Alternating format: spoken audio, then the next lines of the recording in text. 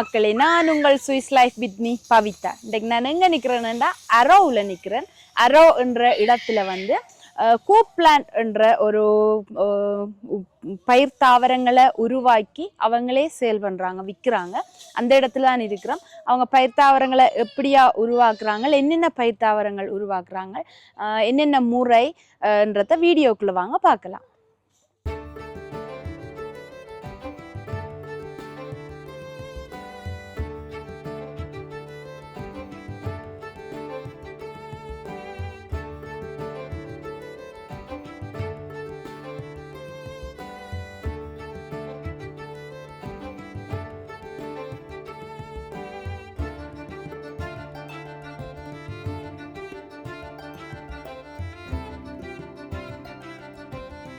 இந்த இடத்துல நிறைய ஏசியன் கண்ட்ரிக்குரிய பயிர்கள் வளர்க்கப்படுது. இங்கே வந்து பனிக்காக வெயிலுக்காக என்று சொல்லி இங்கே வந்து இப்படி கூடாரங்கள் எல்லாம் அமைக்கப்பட்டு இந்த பயிர்களை உருவாக்குறாங்க. இந்த இதில் பார்த்தீங்களேன்னு சொன்னால் இந்த பம்மிப்பூ என்று சொல்லுவாங்க எங்கட ஊரில் வந்து இந்த இருக்கிற இதை கூட இங்கே வளர்க்குறாங்க. இதை வந்து நிறைய பேர் சொந்தமாக வீடு வச்சிருக்கிறவங்க இதை வாங்கி நிலத்தில் நட்டு இதுக்கான தட்பவெட்ப நிலைக்கேற்ற மாதிரி இதை வளர்க்கக்கூடிய மாதிரி இருக்கும். இந்த போட்லேயே எப்படி இதை வளர்க்க வேணும், எவ்வளவு இதுக்கு வெப்பம் இருக்க வேணும், அதே நேரம் எவ்வளவு இதுக்கு தண்ணி விட வேணும், எந்த காலத்தில் வெட்டி விட வேணும் என்ற எல்லா டீட்டெயில்ஸும் இதிலே கொடுப்பாங்க.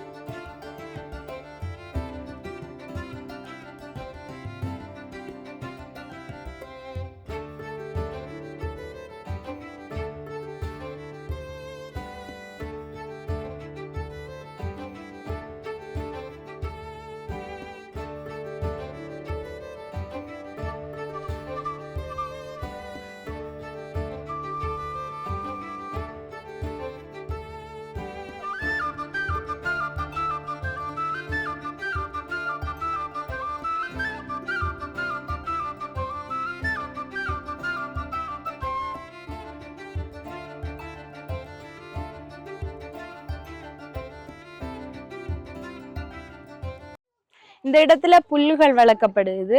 எங்கட ஊர்ல அணில்வால் புல்லுன்னு சொல்லுவாங்க. இந்த புல்கள் எல்லாம் அந்த புல், இது அந்த தட்டை புல்லுன்னு சொல்லுவாங்க.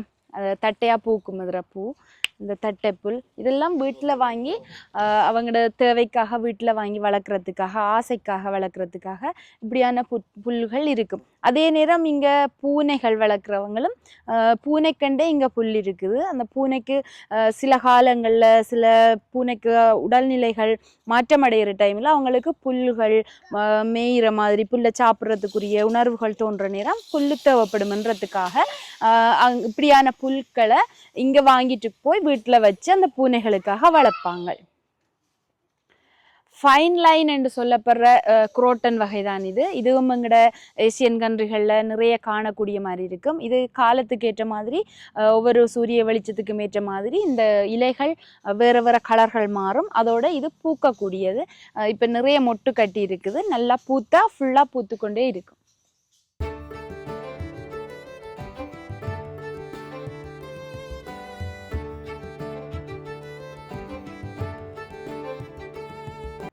இந்த இடங்கள்ல சின்ன சின்ன பூமரங்கள் இருக்குது.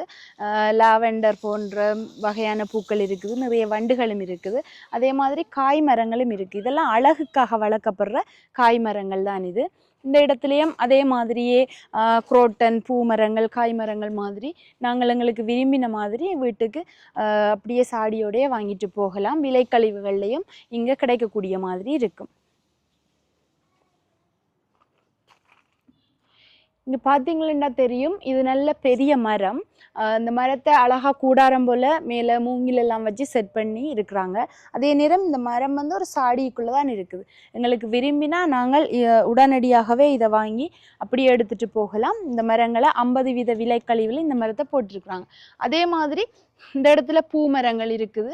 இதுலேயும் வந்து மூங்கில் மாதிரி எங்களுடைய தட்பை மரம் இது வந்து தட்பை புல்லுன்னு சொல்லுவாங்க.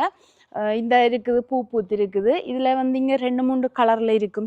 வெள்ளையில் இருக்கும், சிவப்பில் இருக்கும், மஞ்சளில் இருக்கும். இதை வந்து எங்களோட ஊர்களில் அந்த கையில் விரத காலங்களில் போடுறதுக்கு அந்த தட்பை செய்கிறது அதுக்குரிய மரம் தான் இந்த தட்பை புல். அதே மாதிரி இந்த இருக்குது, இது அதை விட பெரிய சாடியில் இருக்குது. இது வந்து ஒலிவ் மரம். இதில் காய்களும் 1-2 இருக்குது.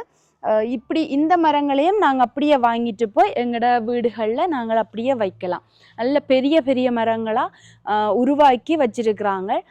கஷ்டப்பட்டு சின்னலேருந்து கஷ்டப்பட்டு நாங்கள் வளர்த்து அது கஷ்டப்பட தேவையில்லைன்னு அவங்களே எங்களுக்கு வளர்த்து தாராங்க. அதே மாதிரி இப்படியான கூடாரங்களை நாங்கள் வாங்கி இதில் படரக்கூடிய கொடிகளை விட்டு எங்களோட வீடுகள் சொந்த காணிகளாக இருந்தால் இதில் படரக்கூடிய மாதிரி விடுறதுக்காக இதை வச்சிருக்கிறாங்க. உள்ள நாங்கள் இருந்து சின்னதாக ஒரு டீ குடிக்கவோ சின்னதாக ஒரு கலந்துரையாடல்களையோ நாங்கள் இதில் செய்யக்கூடிய மாதிரி இருக்கும். இதுவும் ஒரு பூக்கக்கூடிய ஒரு மரம் தான். இதுவும் வந்து எங்களோட ஏசியன் கண்ட்ரிகளுக்குரிய மரம் தான். அதிகமாக வீடுகளுக்குள்ளே வளர்க்கப்படுற மரங்கள் கூடுதலாக எங்களோட ஏசியன் கண்ட்ரிகளில் வெப்ப வலயங்களில் வளர்க்கக்கூடிய மரங்களாக தான் இருக்கும். இதுக்கும் ஏற்ற மாதிரி தட்பவெட்ப நிலைக்கு ஏற்ற மாதிரி வளர்க்குறதுக்குரிய கைடன்ஸ் எல்லாம் இதோடையே இருக்கும். நாங்கள் அப்படியே வாங்கிட்டு போய் வளர்க்கலாம்.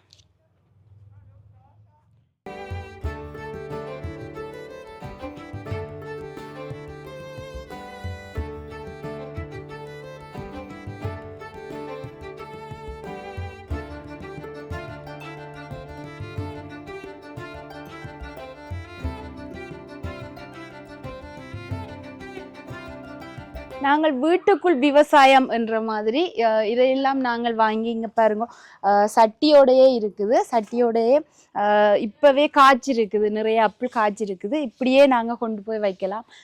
பார்த்து காய்க்குது இல்லைன்னு சொல்லி யோசிச்சு கொண்டு இருக்காமல் காய்க்கிற மாதிரியே அப்படியே தூக்கி கொண்டு போகலாம். அதே மாதிரி இந்த பக்கம் ஸ்ட்ராபெரி இருக்குது. அதுக்கும் காய்ச்சித்தான் இருக்குது, காய்ச்சி பழுத்து போயிருக்குது. நல்ல இனிப்பாக இருக்குமென்று நினைக்கிறேன். நல்ல கலராக இருக்குது.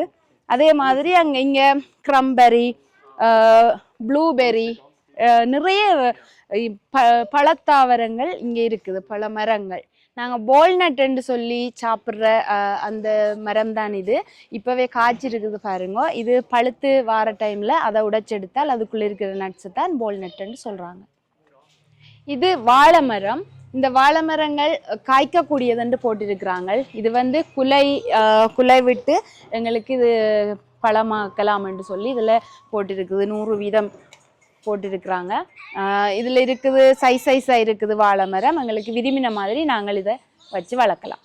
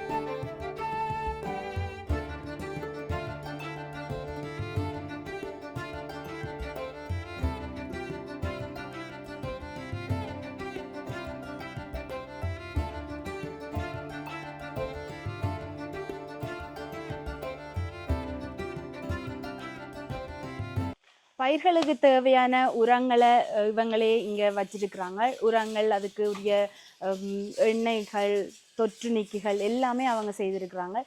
வெளியில் நாங்கள் வளர்க்குற பூக்கண்டுலாம் இருந்தால் வெளியில் வைக்கிறதுக்கு வேறு மண்கள், அதுக்கு உரங்கள்.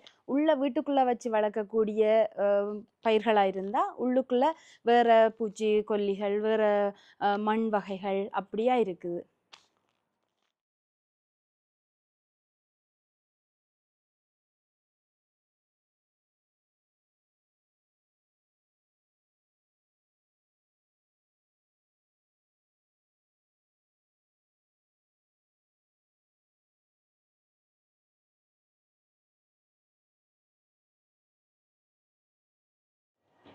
இதோட இந்த வீடியோவை முடிச்சுக்கொள்கிறேன். உங்களுக்கு வீடியோ பிடிச்சிருக்குமென்று நினைக்கிறேன். வீடியோ பற்றி கமெண்ட் பண்ணுங்க. மீண்டும் நல்ல சுவாரஸ்யமான காணொளியோட உங்களை சந்திக்கும் வரை வணக்கம் கூறி விடைபெறும் நான் Swiss life with me Pavitha.